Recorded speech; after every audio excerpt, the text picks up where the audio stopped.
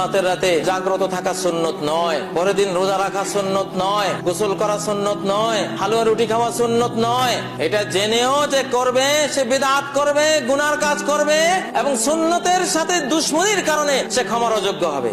শবে বরাত উপলক্ষে আনুষ্ঠানিকতা করা, সিন্নি দেওয়া, আপনার ওই যে আপনার কি হালুয়া বিতরণ করা, একটা জাল হাদিস বানাইছে যে নবীজি দাঁত ভাঙছে এই জন্য হালুয়া খাইছে, এই জন্য আমরা হালুয়া খাই।